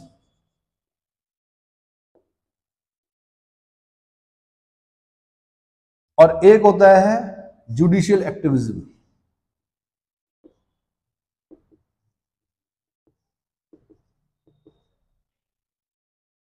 ठीक है, इसको भी समझिए। जब न्यायपालिका स्वतः संज्ञान ले लेती है कि भैया गड़बड़ चल रहा है, ये सही होना चाहिए, और जुडिशरी जो है खुद एक्टिव होकर उस पर क्या करती है, बहुत कठोर फैसले दे सकती है। जैसे कि मैं एग्जांपल दे रहा हूं, दिल्ली में रेड लाइन ब्लू लाइन की बसें चलती थी, डीजल से चलती थी, बहुत ज्यादा पोल्यूशन हो गया था, दिल्ली पोल्यूट हो गई थी, नाम नाम की ग्रीन दिल्ली रह गई थी। ठीक है, सुबह घूमने जाओ, शाम तक आओ, व्हाइट टॉवल से साफ करो तो काली की लगी होती थी, आंखों से, नाक के अंदर, कान के अंदर, सब क्या, इतना पोल्यूशन हो चुका था। तो स्वमोटो कॉग्निजेंस यानी स्वतः संज्ञान लिया, किसने, स्वतः संज्ञान लिया न्यायपालिका ने, और बोला कि भैया ये जो रेड लाइन और ब्लू लाइन की बसें, इनको क्या कीजिए, पब्लिक ट्रांसपोर्ट के लिए चलती थी वो, 1 रुपए 2 रुपए 3 रुपए 4 रुपए टिकट होता था उसमें, दिल्ली में कहीं भी घूम सकते थे आप उसमें। उन्होंने स्वतः संज्ञान लिया, जुडिशियल एक्टिविज्म का उदाहरण बोल सकते हैं इसको, और उस पर कठोर डिसीजन दिया कि इनको बंद कर दिया जाए और इसकी जगह क्या चलाया जाए, सीएनजी। क्या चलाया जाए, सीएनजी। तब उसके बाद सीएनजी बसें चली, पोल्यूशन कम हुआ, क्योंकि हजारों की संख्या में वो बसें थी। रातों रात उनको क्या किया गया, बंद किया गया, उनके इंजन क्या किया गया, सीएनजी बनाए गए। कुछ ने जो नई बसें थी उनको सीएनजी इंजन में चेंज किया गया, बाकी जो पुरानी बसें थी उनको बाहर कर दिया। और दिल्ली में ऐसा समय समय पर होता रहेगा, क्योंकि वहां का जो पोल्यूशन लेवल है वो क्या हो चुका है, बहुत हाई हो चुका है। ठीक है ना, बीमार कर रही है वो जो पोल्यूशन है, वो दिल्ली के लोगों को क्या कर रहा है, बीमार कर रहा है। अच्छा, और क्या लिया हमने यूएसए से?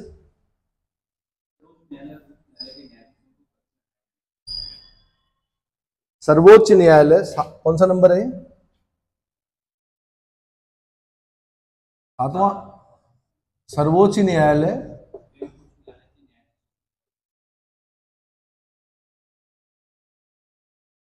एवं उच्च न्यायालय, न्यायालय के न्यायाधीशों को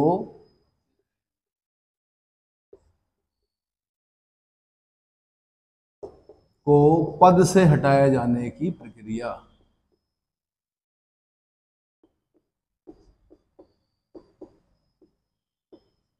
जो मैंने आपको बता दी कि बहुत कठिन है। अभी थोड़ी देर पहले मैंने आपको बताया कि भाई अगर लोकसभा में आ रहा है तो कम से कम 100 लोग साइन करेंगे, राज्यसभा में आ रहा है तो कम से कम 50 लोग साइन करेंगे, संकल्प पत्र बनाएंगे। ठीक है, लोकसभा में आया तो लोकसभा अध्यक्ष को देंगे, वो लोकसभा अध्यक्ष की मर्जी है कि वो उसको क्या करे, स्वीकार करे या ना करे। फिर एक कमेटी बनाई जाएगी, उस कमेटी में 3 लोग होंगे, एक सुप्रीम कोर्ट के जज होंगे, एक हाई कोर्ट के चीफ जस्टिस होंगे और तीसरा एक विधि वेता होंगे, लब्ध प्रतिष्ठित विधि वेता, है ना। ये 3 लोग होंगे, ये अपनी रिपोर्ट देंगे। उसके बाद लोकसभा में अगर वो 2/3 मेजोरिटी से क्या हो गया, पास हो गया, राज्यसभा में भी क्या हो गया, 2/3 मेजोरिटी से पास हो गया, तो उसी सत्र में, जिस सत्र में ये सब प्रोसेस चल रही, उसी सत्र में राष्ट्रपति के साइन करवाने होंगे। तो राष्ट्रपति जब साइन कर देंगे तो ये न्यायाधीशों को हटाने जाने, इसको भी महाभियोग ही बोलते हैं। क्या बोलते हैं? महाभियोग। समझ में आ गया? अगली चीज क्या ली हमने यूएसए से? और उपराष्ट्रपति का पद लिया हमने। क्या लिया? उपराष्ट्रपति का पद।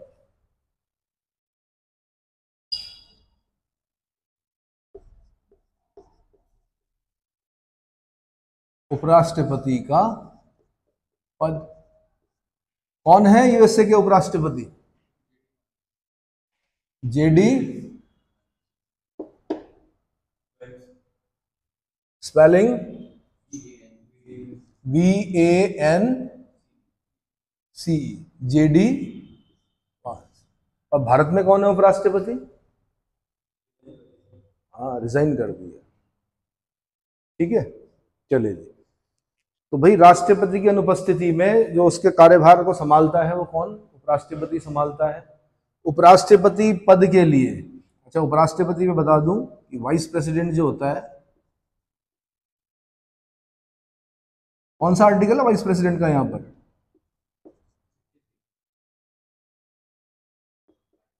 आर्टिकल 63। भारत का एक उपराष्ट्रपति होगा, ये एक्स ऑफिशियो चेयरपर्सन होता है राज्यसभा का।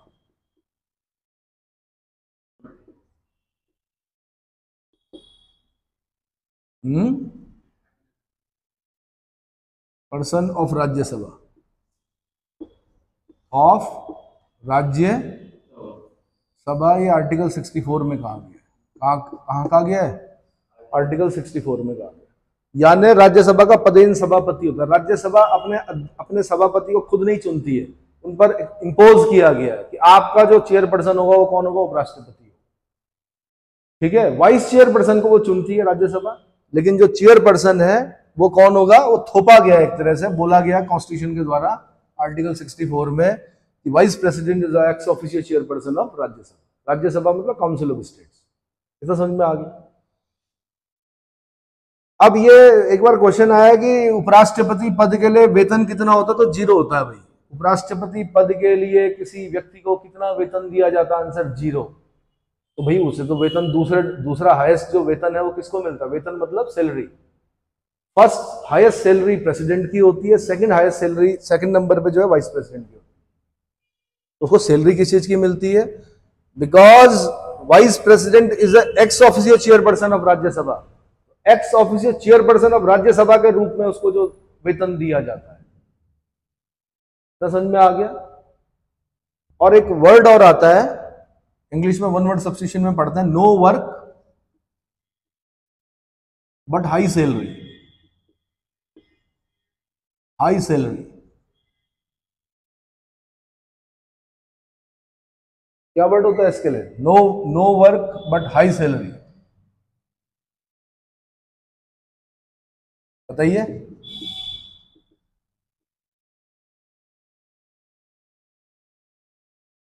वन वर्ड सब्स्टिट्यूशन याद किए होंगे। No work but high salary कहीं पर आया? हाँ, स्पेलिंग सिनेकर, मतलब उपराष्ट्रपति का काम तभी है जब राष्ट्रपति ना हो। बाकी उनको दिया गया है काम, x official chairperson of Rajya Sabha काम करते हैं, पर उपराष्ट्रपति पद पर हम ऐसा बोल सकते हैं no work but high salary. हालांकि सैलरी भी जीरो है उपराष्ट्रपति के लिए। मैंने कहा राज्यसभा के पद सभापति के रूप में उन्हें वेतन दिया जाता है, बट यहां पर हम बोल सकते हैं no work but high salary. ठीक है, स्नेकर, SINECUR। अच्छा जी, और क्या लिया हमने यूएसए के संविधान से?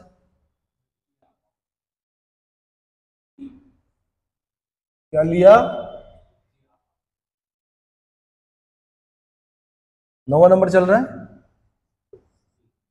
Financial emergency.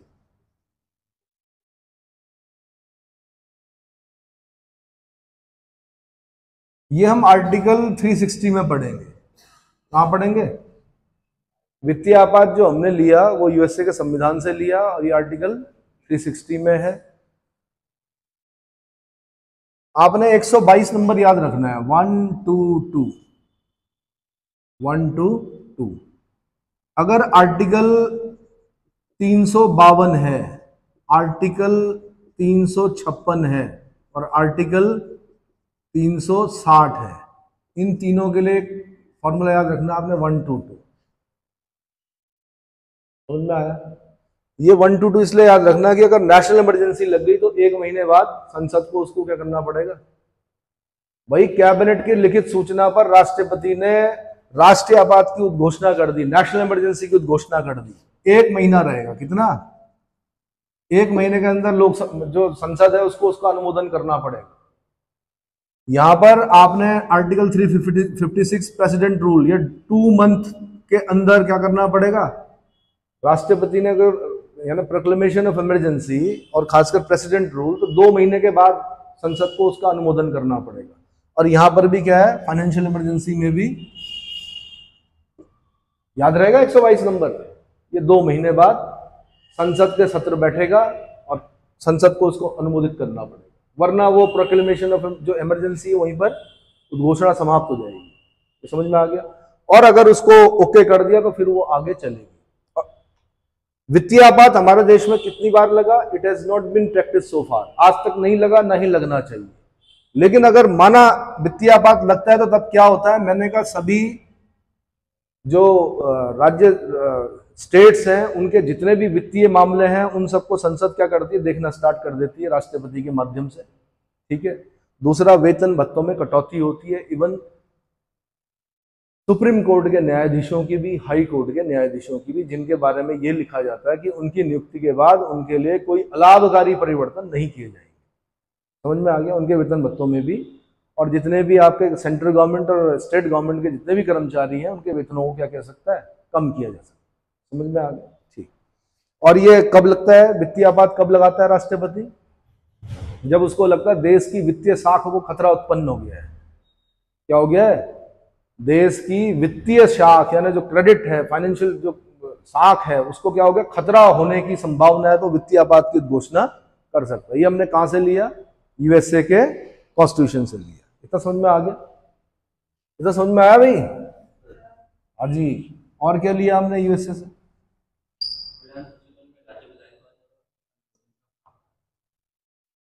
नंबर बता दो जरा मुझे, कौन से नंबर पे? 10th।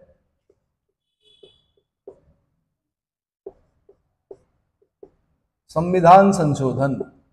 संविधान संशोधन बोलते हैं यार अमेंडमेंट को। संविधान संशोधन में राज्य विधायिकाओं द्वारा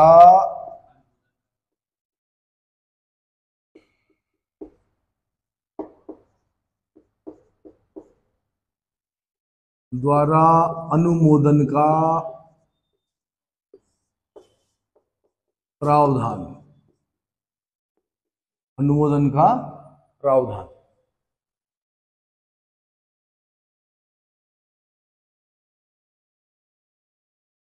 भाई जीएसटी सुना है आपने? क्यों लगा इतना टाइम जीएसटी को? जीएसटी मतलब गुड्स एंड सर्विसेज टैक्स, सुना है? इतना टाइम क्यों लगा? कांग्रेस के जमाने से सुनते आ रहे थे हम जीएसटी आएगा। देश के आर्थिक इतिहास का सबसे बड़ा क्या है? परिवर्तन है, ये अमेंडमेंट है। क्या हुआ कि संसद ने तो पास कर दिया, लेकिन आधे से अधिक राज्यों का अनुसमर्थन भी लेना पड़ा। क्या लेना पड़ा? और इतनी सारी स्टेट्स को मनाना कि भाई जीएसटी हम ले आए हैं, ये बहुत बड़ा सुधार है, आर्थिक सुधार है, इसको क्या करो, अनुमोदित करो। अब ऐसे तो होगा नहीं अनुमोदित, हर राज्य में तो केंद्र वाली सरकार रहेगी नहीं। समझ में आ रहा है मैं क्या बोलना चाह रहा हूं? तो ये जो संविधान संशोधन की प्रक्रिया जो होती है वो आर्टिकल पार्ट 20 में, पार्ट 20 कि आर्टिकल 368 में है। अब तीन तरह से संशोधन होते हैं, मैंने आपको बताया। एक संशोधन होता है कि संसद के अंदर 50% +1 वोट पड़ने चाहिए। 50% +1 का मतलब ये होता है कि 50% लोग से एक आदमी ज्यादा, एक सांसद ज्यादा क्या होता है, सहमत होना चाहिए। इसको संविधान संशोधन के उसमें रखते नहीं, ना नंबर डालते हैं इसका। लाखों हो चुके होंगे आज तक, लाखों। अगर इतना डालते तो आपका मस्तिष्क जो है वो झेल नहीं पाता इतने संविधान संशोधन की। कौन सा है जी 1 लाख इतने हजारवां संशोधन, नहीं हो सकता। दूसरा होता है 2/3 मेजोरिटी से। 2/3 यानी उपस्थित और मतदान करने वाले सदस्यों के 2/3 बहुमत से प्रस्ताव पारित होकर जो संविधान संशोधन होता है वो उसका नंबर पड़ता है। जब बिल पेश करते हैं उसका नंबर कुछ और होता है, जब वो पास होता है उसका नंबर कुछ और होता है। एक और होता है तीसरी तरह का, जिसमें 2/3 मेजोरिटी के साथ साथ आधे से अधिक राज्यों का अनुसमर्थन चाहिए होता है। आधे से अधिक राज्यों का अनुसमर्थन,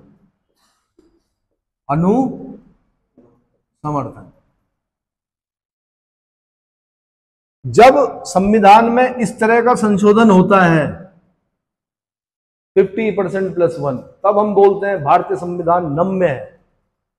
तब क्या बोलते हैं?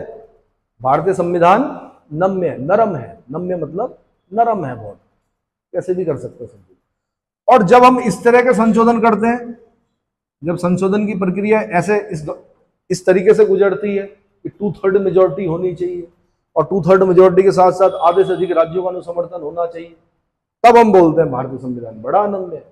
अनम्य मतलब भारतीय संविधान कठोर है बहुत, उसको जल्दी से चेंज नहीं किया जा सकता।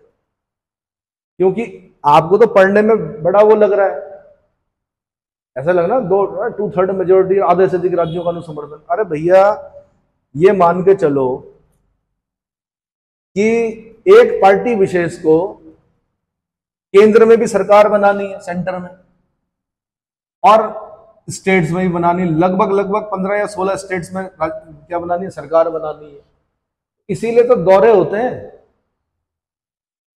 आपने देखा होगा जब बंगाल का इलेक्शन होता है, केंद्र में कौन है? बीजेपी।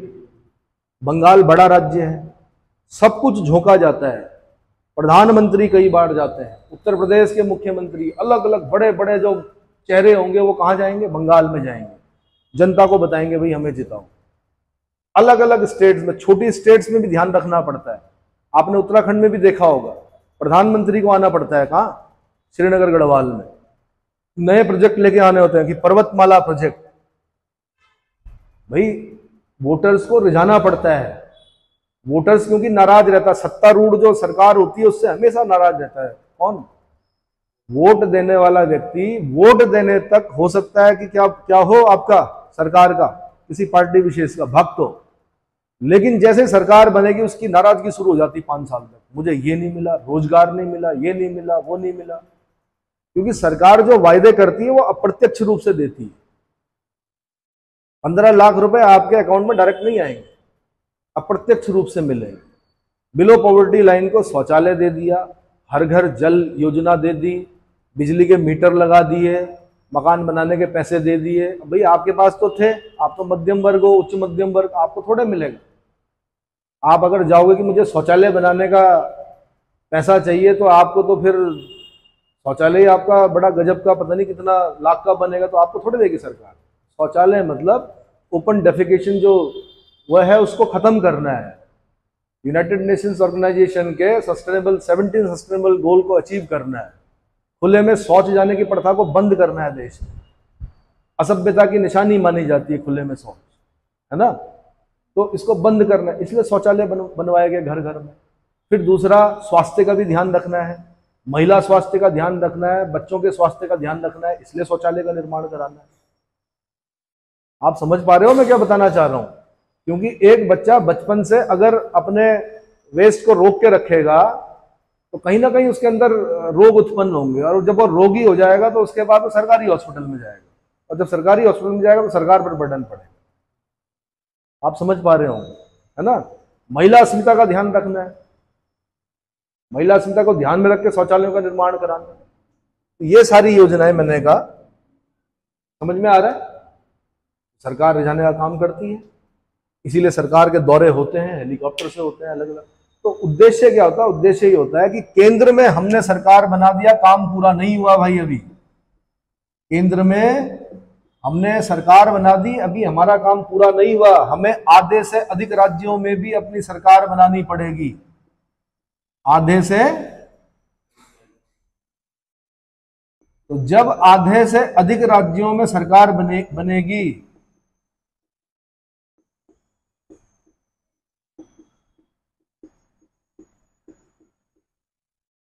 तब मान के चलना कि वो पार्टी विशेष क्या हो जाएगी कि बहुत महत्वपूर्ण जो फैसले हैं देश के लिए वो लेने में सक्षम है।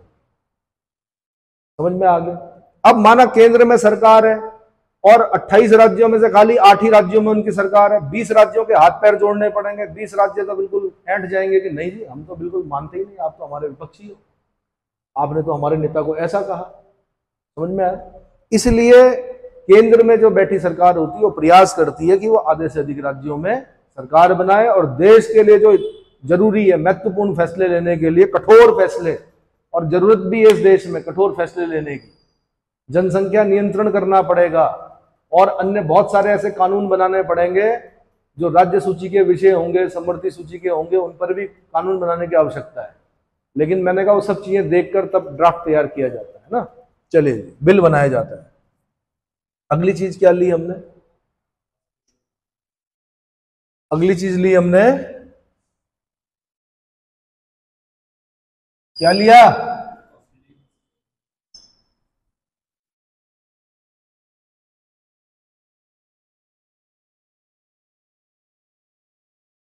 अब आते हैं ऑस्ट्रेलिया में।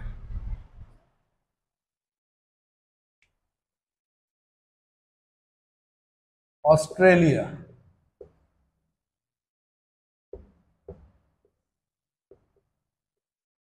कब बना था ऑस्ट्रेलिया का संविधान? 1901 में बना था।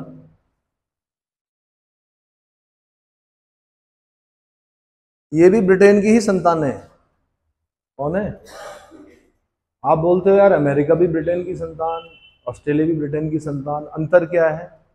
ब्रिटेन के लोगों ने जब उपनिवेश बनाए, सबसे सिस्टमेटिक जो लोग थे उन्होंने अमेरिका बसाया, और जो आपराधिक प्रवृत्ति के लोग थे उन्होंने ऑस्ट्रेलिया बसाया। जब ऑस्ट्रेलिया खोजा गया ना, अबल तस्मान ने खोजा, जब इसको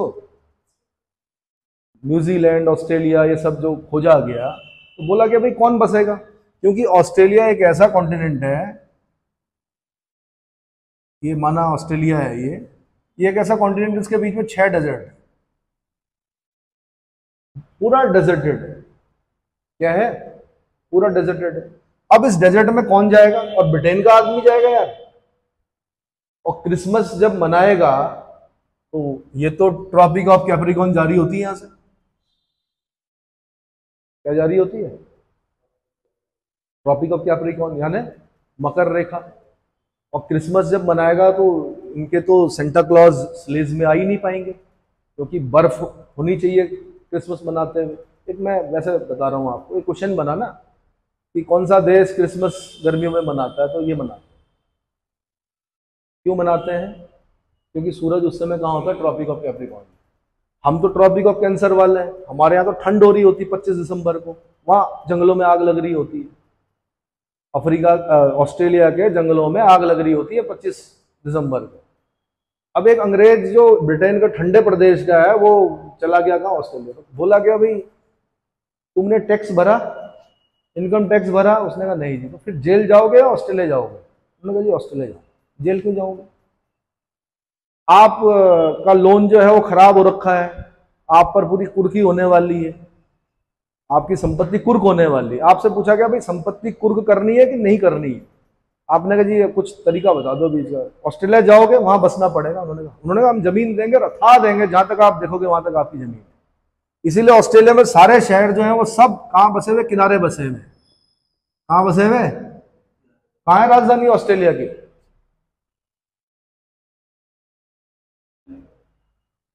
खाली क्रिकेट ही देखते हो?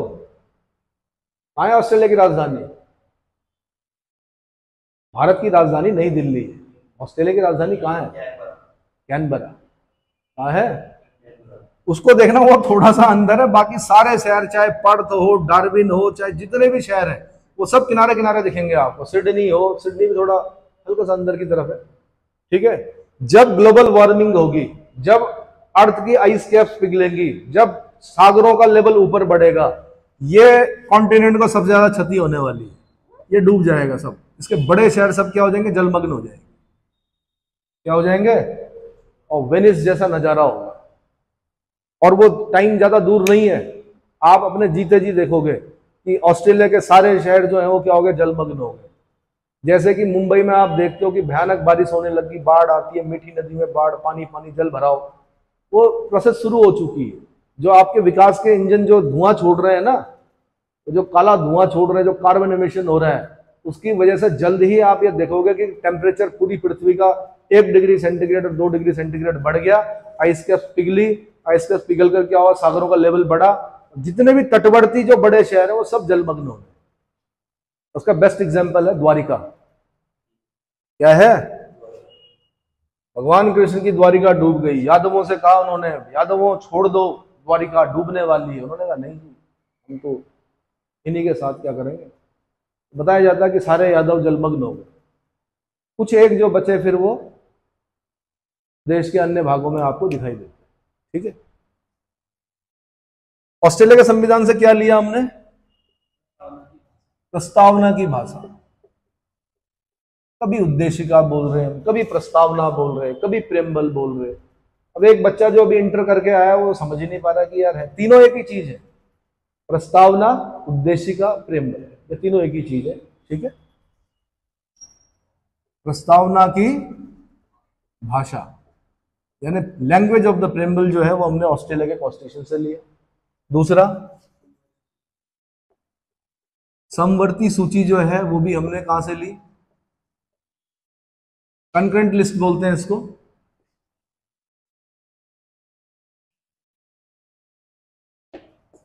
कंकरेंट लिस्ट भी हमने कहां से ली? ऑस्ट्रेलिया के संविधान से। ये कंकरेंट लिस्ट क्या होती है? तो मैंने आपको बताया था शेड्यूल 7, 7वां शेड्यूल जो है उसमें 3 सूचियां हैं। 1 इज यूनियन लिस्ट, कौन सी? 2 is state list, 3 is concurrent list. Union list पर कानून बनाने का अधिकार संसद को है। स्टेट लिस्ट पर कानून बनाने का अधिकार लेजिस्लेचर को है, विधानमंडल को है, राज्य विधानमंडल को। कंकरेंट लिस्ट पर कानून बनाने का अधिकार दोनों को है। संसद भी बना सकती है, राज्य भी बना सकता है। लेकिन राज्य द्वारा बनाया गया कानून कंकरेंट लिस्ट पर अगर संसद द्वारा बनाए गए कानून से टकराता है तो संसद द्वारा बनाया गया कानून ही मान्य होगा, तब राज्य द्वारा बनाया गया कानून मान्य नहीं। ठीक है। कितने सब्जेक्ट हैं समवर्ती सूची में? पहले कितने थे? 47। अब कितने हैं? 52 के आसपास है। इसकी जो प्रविष्टि संख्या, एक बार पूछा कि शिक्षा किसका विषय है? शिक्षा समवर्ती सूची का विषय है। शिक्षा क्या है? समवर्ती सूची का विषय है। और ये अब इसकी समवर्ती सूची में 47 लिस्ट जो है जैसे 1 2 3 4 करके 25वें नंबर पर है शिक्षा, एजुकेशन। किस नंबर पर है? प्रविष्टि संख्या 25 पर शिक्षा दी गई है। प्रविष्टि संख्या पूछिए एक बार किसी के को कि कौन से नंबर पर शिक्षा है कॉन्फ्रेंस लिस्ट में। आंसर इस पर है। इतना समझ में आ गया? ठीक। अगला क्या लिया हमने ऑस्ट्रेलिया के संविधान से?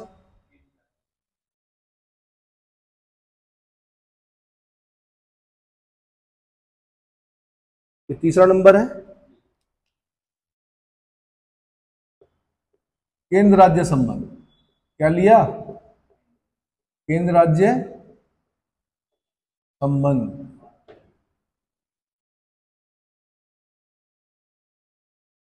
Central state relation, central state. जब हम भारतीय संविधान के भाग 11 में जाते हैं, पार्ट 11 में जाते हैं, तो इसके 2 चैप्टर पढ़ते हैं हम।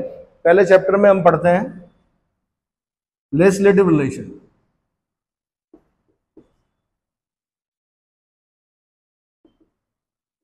लेजिस्लेटिव रिलेशन पढ़ते हैं, आर्टिकल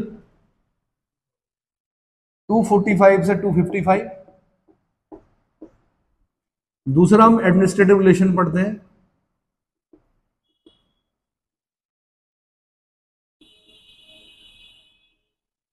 एडमिनिस्ट्रेटिव रिलेशन। ये आर्टिकल 256 से 263 तक पढ़ते हैं। केंद्र राज्य विधायी संबंध, केंद्र राज्य प्रशासनिक संबंध, एडमिनिस्ट्रेटिव रिलेशन मतलब प्रशासनिक संबंध। और फिर पार्ट 12 पढ़ते हैं हम। पार्ट 12 की जो हेडिंग है वो वित्त, संपत्ति, संविधान और वाद, finance, property, contracts and suits. उसमें जब हम उस चैप्टर पढ़ रहे होते हैं तो इसमें तीसरे तरह का संबंध दिखता है हमको, जिसको बोलते हैं फाइनेंशियल रिलेशन, वित्तीय संबंध। और ये हमें आर्टिकल 268 से 281 तक मिलता है। अब वैसे तो 264 से स्टार्ट हो जाता है भाग 12, लेकिन जो वित्तीय संबंध है वो 268 से 281 के बीच में मिलेंगे आप, वित्तीय संबंध। तो केंद्र राज्य संबंध कहाँ है? भाग 11 और भाग 12 में है। केंद्र राज्यों के बीच में जो लेजिस्लेटिव विधायी संबंध है वो इस आर्टिकल के बीच में है, जो प्रशासनिक संबंध है वो इन आर्टिकल के बीच में है, और जो फाइनेंशियल रिलेशन है वो इन आर्टिकल्स के बीच में। समझ में आ गया? ठीक। और क्या सीखा हमने ऑस्ट्रेलिया के संविधान से? और क्या लिया? हाँ जी,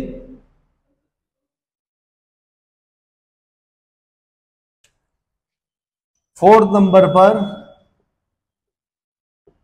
ज्वाइंट सिटिंग।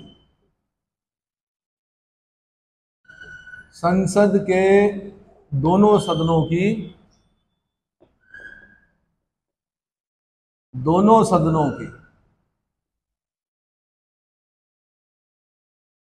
संयुक्त बैठक।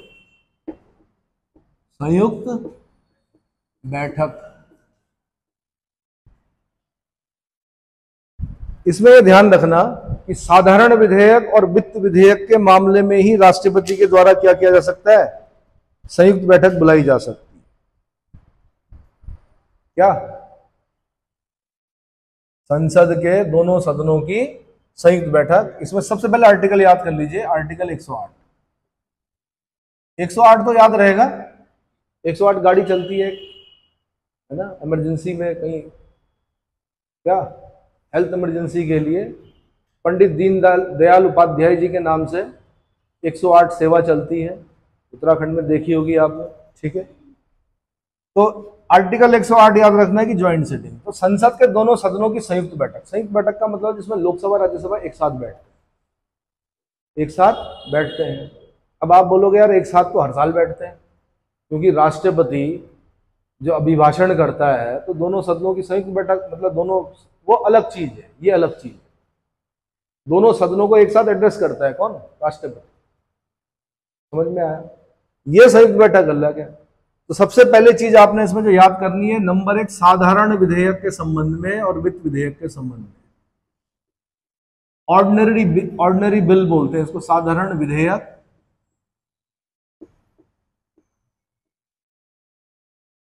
और वित्त विधेयक के संबंध में बुलाई जा सकती है।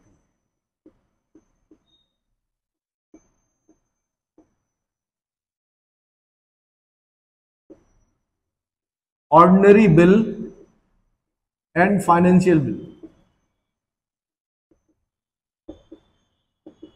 इसको याद कर लीजिए सबसे पहले। कौन बुलाता है? राष्ट्रपति। दूसरी चीज जो याद रखनी है आपने, कौन बुलाता है?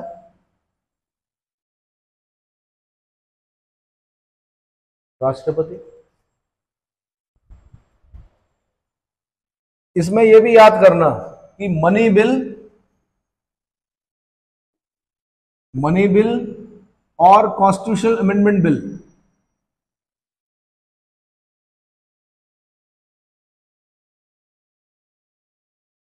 कॉन्स्टिट्यूशनल अमेंडमेंट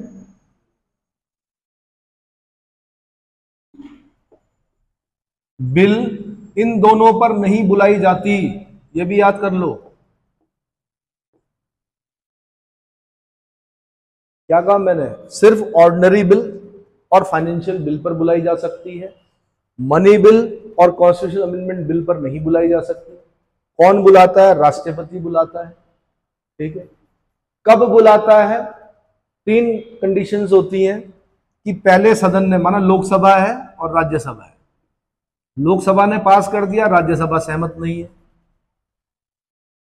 लोकसभा ने पास कर दिया, राज्यसभा सहमत नहीं है, या लोकसभा ने पास कर दिया, राज्यसभा उसमें कुछ अमेंडमेंट करना चाहती है और उस अमेंडमेंट को लोकसभा मानने के लिए तैयार नहीं है। या तीसरी कंडीशन है कि लोकसभा ने पास कर दिया, राज्यसभा को भेज दिया, 6 महीने से ज्यादा हो गया बिल को, किसके पास? राज्यसभा के पास, तो राष्ट्रपति दोनों सदनों की संयुक्त बैठक को बुला सकता है। दोनों सदनों की संयुक्त बैठक को बुला सकता है। इस बैठक की अध्यक्षता जो करेगा वो लोकसभा अध्यक्ष करेगा। तीसरी चीज याद रखनी है आपने, ज्वाइंट सिटिंग की अध्यक्षता कौन करता है? लोकसभा स्पीकर, लोकसभा अध्यक्ष करता है। याद रहेगा, इधर उधर नहीं जाना है अभी, याद करो इसको साथ। ये तीनों क्वेश्चन कहीं ना कहीं दिखाई देंगे आप। ठीक है। लोकसभा अध्यक्ष करता है। कितनी बार बैठी है आज तक? 3 बार बैठी है। कितनी बार? 3 बार बैठी खाली।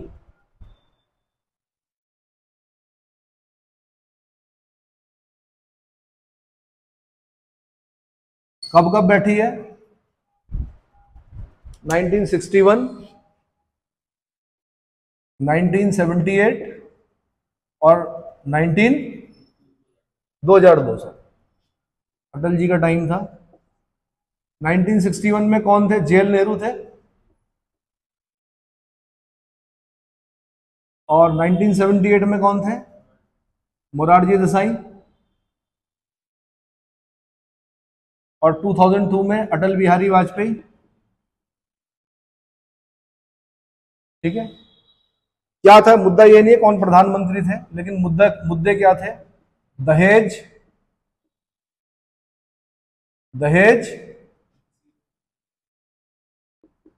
प्रतिषेध विधेयक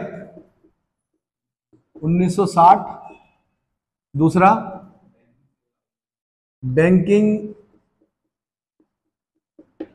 सेवा आयोग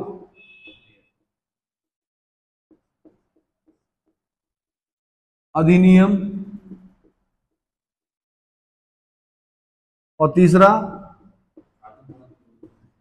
Poto, prevention of terrorism ordinance. दहेज पर बड़ी चर्चा हुई इस देश में। कई बालिकाएं जो हैं अपने ससुराल में जला दी गई दहेज की वजह से कि दहेज नहीं लाई। कई प्रताड़नाएं सहनी पड़ी कई बालिकाओं को, है ना। था ठीक है, वैदिक काल में उपहार दिए जाते थे बालिका को, और इस देश में बालिकाओं को संपत्ति से और राजनीति में भाग लेने से हमेशा रोका गया। मौजूदा सरकारों ने क्या किया, मतलब जब देश आजाद हो गया तो फिर कुछ कानून बनाए गए जिसमें एक तो राजनीति में भाग लेने का अधिकार दिया गया महिलाओं को, जैसे आप सुनते हैं पंचायतों में आरक्षण, 33% आरक्षण, फिर 50% आरक्षण, ये उसी का है कि महिलाएं भी राजनीति में क्या करें, भाग लें भाई, है ना। ये संसद के अंदर भी होना चाहिए कायदे से, 50% आरक्षण होना चाहिए, 50% सीटें महिलाओं के लिए आरक्षित होनी चाहिए। दूसरा, संपत्ति संबंधी अधिकार से वंचित रखा गया बालिका को। पितृसत्तात्मक समाज है, पुत्र को प्राथमिकता दी गई, सारी संपत्ति किसके नाम की गई, पुत्र के नाम पर। पुत्री को उपहार दिए गए, जब उसका विवाह हुआ तो उसको क्या दिया गया, उपहार दिए गए मायके की तरफ से, उसको स्त्री धन कहा जाता है। और फिर बताया जाता है कि स्त्री धन पर भी पुत्री का ही अधिकार होता है, उस लड़की का अधिकार होगा उस स्त्री धन, ये वैदिक उसमें लिखा गया, ठीक है। फिर एक कानून बनाया गया, बोला गया भाई पिता की संपत्ति पर पुत्री का भी उतना ही अधिकार है। पर यह भी बताया जाता है कि जिस दिन पुत्री अपना संपत्ति पर अधिकार मांगती है, रक्षाबंधन जैसे त्योहार खत्म हो जाते हैं, भैया दूज जैसे अधिकार त्योहार क्या हो जाते हैं, फिर उस परिवार में मनाए नहीं जाते जहां पुत्री क्या करती है। यानी एक माइंडसेट बना हुआ है कि नहीं, अधिकार तो लड़के का ही होगा, वो गलत है। 50-50 इतना, अगर 2 बच्चे हैं, एक बालक बालिका, तो 50% संपत्ति के अधिकारी पुत्री है और 50% संपत्ति के अधिकारी कौन है, पुत्र है। ये मान के चलना, माइंडसेट बनाना शुरू कर दीजिए, ठीक है। दूसरा, मोरारजी देसाई जी के समय में बैंकिंग सेवा आयोग अधिनियम आया, और 2002 में अटल बिहारी वाजपेयी जी के समय में प्रिवेंशन ऑफ टेररिज्म ऑर्डिनेंस अध्यादेश था, राष्ट्रपति ने अध्यादेश जारी किया था। इस अध्यादेश को पोटा बनाना था, क्या बनाना था, प्रिवेंशन ऑफ टेररिज्म एक्ट बनाना था। इसके लिए क्या करना पड़ा, ज्वाइंट सिटिंग बुलानी पड़ी, जिसको 108 बोलते हैं। 108 के तहत राष्ट्रपति ज्वाइंट सिटिंग बुला सकते। और ये ज्वाइंट सिटिंग का प्रावधान हमने कहां से लिया, ऑस्ट्रेलिया के संविधान से। इतना समझ में आ गया भाई। इसके बाद, हाँ जी, क्या लिया,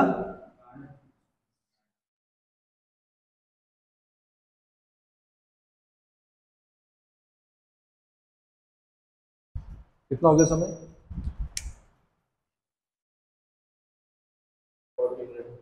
1 घंटा।